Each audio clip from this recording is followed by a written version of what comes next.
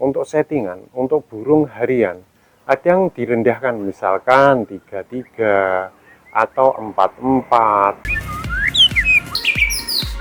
Perbedaan ini seakan terlihat pada burung yang dua karakter perbedaan faktor rendah dan faktor tinggi. Halo teman-teman, Assalamualaikum warahmatullahi wabarakatuh. Dalam merawat burung itu memang harus bisa mengenali karakter pada burung itu sendiri. Jadi nanti kita bisa menentukan rawatan selanjutnya yang harus kita lakukan. Jadi sangat berbeda ya, burung karakter seperti di depan ini.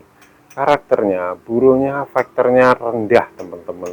Jadi memang satu perbedaan yang utama pada burung ini yaitu dari penjemuran, pola penjemuran. Kadang burung yang tipe seperti ini kalau kurang jemur itu malah ngembang, ngembung, malah monoton, kadang seperti itu. Ini penjemuran ini sangat berpengaruh pada burung yang yaitu tadi penjemuran kalau kurang kencang kalang madang monoton. Hal lain yaitu burung jarang mandi. Kalau kita mandikan sering itu malah faktornya malah ngedrop teman-teman. Tetapi untuk kestabilan di lapangan itu juga untuk faktor yang rendah itu lumayan lah agak mending daripada faktor yang tinggi. Yang ketiga yaitu pengerodongan, itu sangat diperlukan burung-burung yang faktor rendah. Jadi kalau sering kita ablak, burung malah faktornya menurun teman-teman. Jadi kurang faktor kayak gitu. Bisa timbun malam itu jauh lebih bagus. Berbeda dengan faktor tipe yang tinggi. Kalau terlalu over banget faktornya, itu kalau saya tetap saya ablak. Kecuali memang faktornya stabil, itu dikerodong nggak masalah dan disendirikan. Jadi sangat berbeda. Dari kotorannya pun berbeda ya teman-teman. Untuk faktor yang rendah itu kebanyakan menumpuk kotorannya.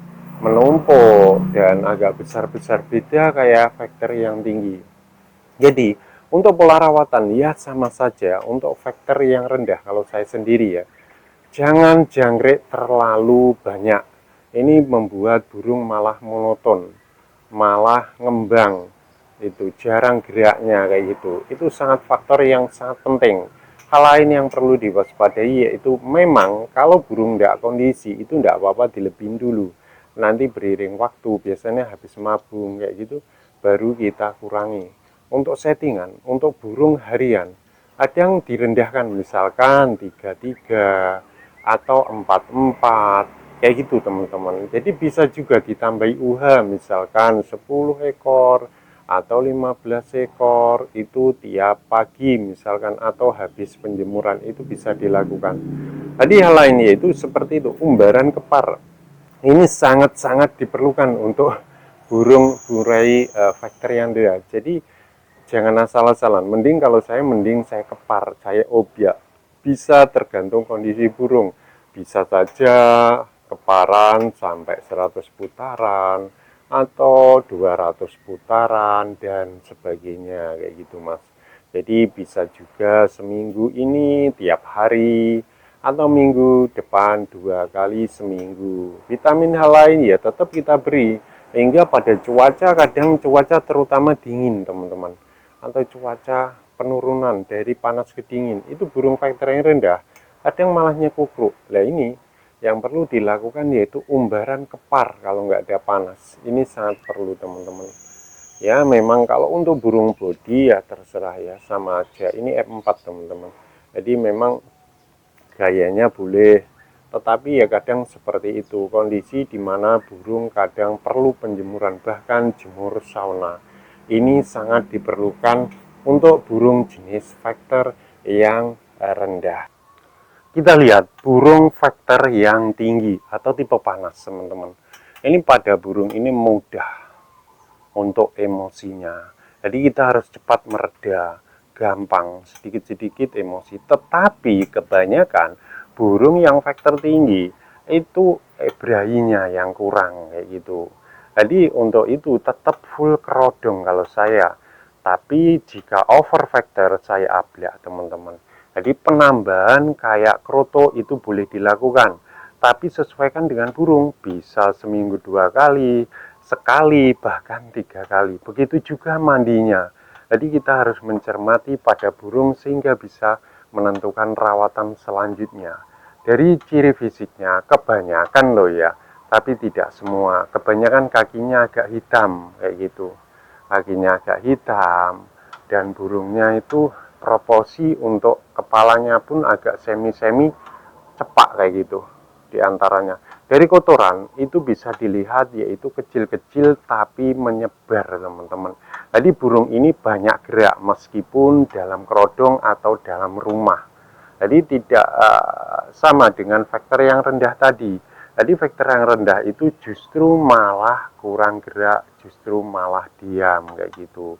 Untuk penjemuran burung seperti ini bisa dijemur misalkan tipis-tipis ya enggak apa-apa, atau seminggu sekali atau 2 kali tipis-tipis ya nggak masalah. Yang penting tetap dapat jemur agar burung sehat, tapi jangan lama-lama. Hal lain yang paling utama untuk faktor yang tinggi kalau saya umbaran kepar, umbaran obyek. Untuk extra fooding itu tergantung pada burungnya. Jadi kalau kurang birahi tentu kalau terlalu minim banget itu biasanya burungnya malah nggak berahi. Ya bisa 10, bisa 15, bisa 12, pokoknya burung tetap makan fur teman-teman. Jadi kalau terlalu banyak banget nanti burungnya malah nggak makan fur.